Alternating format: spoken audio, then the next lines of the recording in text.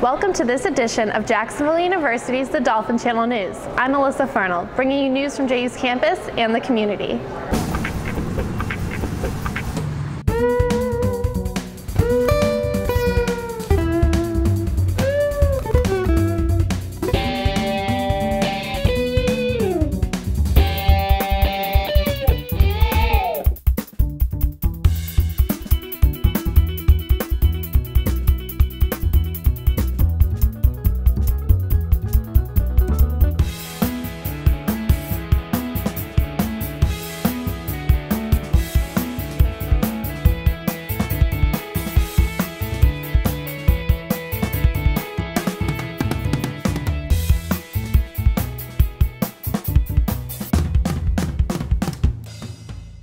Ten years ago, tragedy struck our country. We take a minute to remember those lost during 9/11.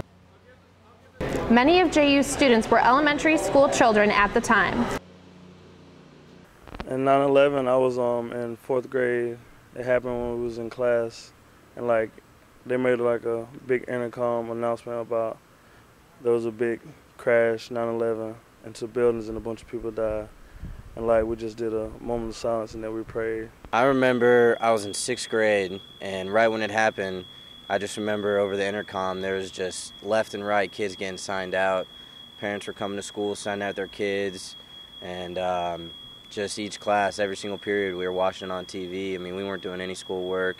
We were just real worried about people in New York, and we heard that a plane crashed, and we turned TV on. Right when I turned TV on, I remember seeing the second plane crash. I remember everybody screaming. I remember one of our teachers had family that worked in the office in one of the buildings, and he requested that everybody actually turned off all the TVs, and everybody had no idea what was going on. It was confusing. I don't remember a lot of it, but it was hectic. All around the country, remembrance events were held to honor those lost during 9/11. For some, beginning a new semester at JU can lead to parking woes. Luckily for students, the color of their decal can lead the way.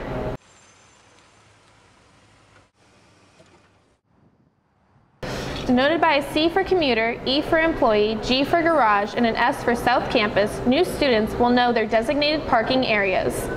However, all drivers are reminded to avoid fire lanes, handicapped spots, and visitor parking. If you park in the wrong place, you may receive a hefty fine on your windshield.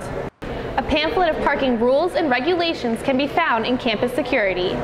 Changes to JU's service learning requirement go into effect this academic year.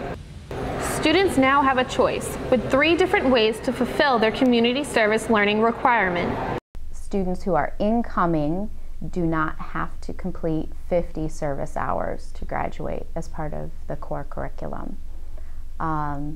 What they instead can have the option of doing is pursuing a service learning certificate, which includes 9 service hours, or 9 academic credit hours, I should say, of approved service learning courses.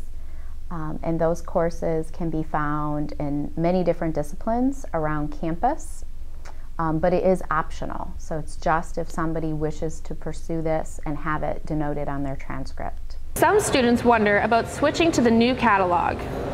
We all recommend that individual students look into what a program change would mean for them. And the best way to do this is to use the function on Degree Audit, where you go in and you select a program change and you choose the 2011-2012 catalog.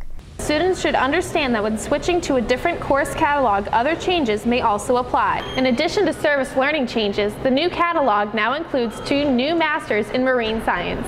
Graduate programs include a Master's of Arts and a Master's of Science in Marine Science. For Executive Director Dr. Quentin White, the timing was right. I think it was a logical extension, having built the new Marine Science Research Institute and having had an undergraduate marine science program for over 30 years, that it was time to expand our programming to include a master's. The first group of master's students are busy at work and will be for the next 2 years, with the first graduating class scheduled to earn their degrees in the spring 2013. The river will become the focus of the MSRI, and I think with the master's students that will be one of our primary focuses. We've got a lot of interest in manatees and dolphins.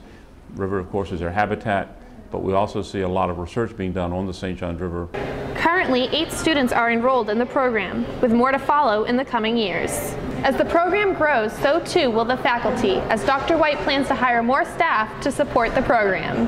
Alicia Esteban takes a look at the start of the Dolphin season. Thanks, Alyssa.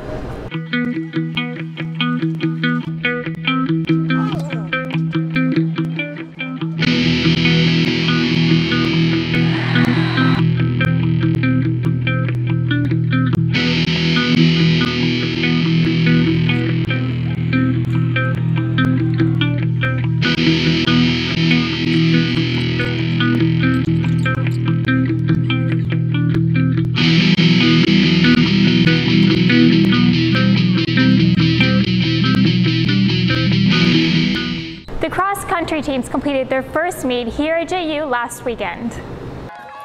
The Lady Dolphins started off the season strong as 8 of the 9 top finishers were from JU. Freshman Sarah Bailey led the pod, finishing first overall in the meet. Following close behind were Spania Mayer and Joanne Pierre. The men were not as successful as senior Jesse Bragman finished first out of the JU runners, taking a 15th spot. The men looked to redeem themselves at the FLRunners.com Invitational. The women's team will be competing at the UF Mountain Dew Invitational in Gainesville. After a tough weekend, the women's soccer team keeps their heads up for another win. This fall, the team focuses their efforts on practicing for the upcoming season. Keeper, California native and JU sophomore, Sarah Sierra remains one of the most important players on the field, the last line of defense and the first line of attack. In addition, teams concentrate on corner kicks, often a defining factor in the results of a game. The ladies will have their next home game against Kennesaw State in the end of the month. On a higher note, the volleyball team ended their weekend with a win. After losing their first home game on Friday, the team came back with a win on Saturday. They were able to end the weekend on a high note as they swept Savannah State 3-0. Sophomore Nyetha Kulin recorded a match high of 13 kills. The volleyball team will be playing at the UCF Challenge next weekend. Switching gears, the football team made way for a second consecutive loss against Western Illinois on Saturday. The Dolphins fell behind in the second quarter, making this the first back-to-back loss since 2009. For those who sought help learning about football, the coaches gave a Football 101 seminar on Monday. The seminar presented by C Best Food at the Davis College of Business. The first 100 fans received a complimentary t-shirt as well as discounts from C Best. Coach Kerwin Bell has high hopes for Saturday with their home opener against Charleston Southern. Thanks, Alicia. While summer officially ended over Labor Day weekend at Jacksonville University, summer continues with a splash. The new school year brings a fresh wave of students. Many are coming from across the country who have yet to experience the Florida heat. With campus amenities like the Warren Pool, flocks of students are joining in on the fun. The JU Pool features a lap facility for exercise, free range to hang out in the water, and a deck to lie out in the sun. Students have plenty of options to get their tan on. The pool will remain open until the early winter months. Students looking to get off campus can hop aboard JU's free shuttle bus. Every Saturday, a shuttle bus picks up students at Oak Hall in the Village Apartments at noon, making stops at Walmart, the St. John's Town Center, and Jacksonville Beach. Continuous trips will be made about every hour and 15 minutes. You can download a live tracking application to your iPhones, Androids, and Blackberries to locate the bus. You can also text message JAXU to 41411. The last shuttle is scheduled to leave campus at 6 p.m. and return to JU at 7:45 p.m. With the beginning of the new semester, JU sororities and fraternities host their annual recruitment events. Reporter Sarah Mecklenburg explores JU's Rush Week. I'm Laura, and I'm a member of Alpha Delta Pi at Jacksonville University. I'm a member of the Sigma Chi fraternity. Gamma Phi Beta. I'm a member of Phi Delta Theta. I'm a member of AE Phi. I'm a member of Sigma Nu. I'm a member of Delta Delta Delta here in Jacksonville University. Of our 10 sororities and fraternities call JU home. The Fraternity Recruitment Week began with the Intrafraternal Council meeting. As a president of the IFC, Alex Baldwin's responsibilities cover the 3 main fraternities on campus: Sigma Chi, Sigma Nu, and Phi Delta Theta. I'm the president that governs all the 3 fraternities on campus to say what they can do and what they can't do. I'm very excited for recruitment. Basically, the way that our schedule's set up is, well, today we have the barbecue, and Tuesday to Thursday, each fraternity will have 2 events on each day. Each fraternity has 2 total events throughout the week. I know that Sigma Chi, we have we go skeet shooting, which is where you get like a shotgun and you have to like shoot like the little clays and stuff like that.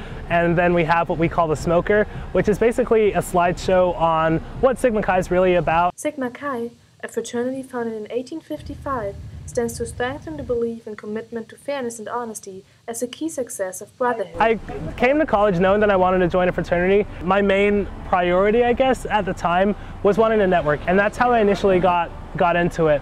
The sororities also opened their doors for new members. Kathleen Thomas summarizes why recruitment remains important. Recruitment is really important to us because you have to continue to have people want to join your sorority for it to still exist, and a lot of the sororities that we have on our campus are lifelong traditions. I'm sure that the word you usually hear when you hear the word sorority is sisterhood, which is, you know, you're around a group of girls that you have a common interest with. But I think it goes a lot further than that because you all push each other towards academic excellence, university-wide excellence, as well as living up to a womanly character. We were founded on many values, but scholarship, sisterhood, and service are very important to us. We are trying to have more events, say maybe 2 events per month, to basically promote brotherhood as we are a collective group. I'm just ready for a new year with new members, and I can't wait. Brother and Sisterhood is symbolizing integration and friendship, created to help JU students get involved and socialized. Reporting for the Dolphin Channel News, I'm Sarah Mecklenburg. Thanks, Sarah. If you want to know more about JU's Greek life, visit the school website under Campus Activities. Next on the menu, you may have noticed some changes in the menu at Riverview Cafe and Nellie's. Over the summer, JU and Sodexo teamed up with Pepsi to change JU's drink of choice to Pepsi products. Another change, locally grown organic fruit and vegetables are now available at the salad bar. And Nellie's now serves shrimp baskets on Friday. Do you have a suggestion for the menus on campus? Contact Sodexo with your comments. That's going to do it for this edition of Jacksonville University's The Dolphin Channel News. You can find more of our award-winning work on our website at tv.ju.edu or on YouTube under the Dolphin Channel. I'm Alyssa Fernald. From all of us here at the Dolphin Channel News, thanks for watching. We'll see you soon.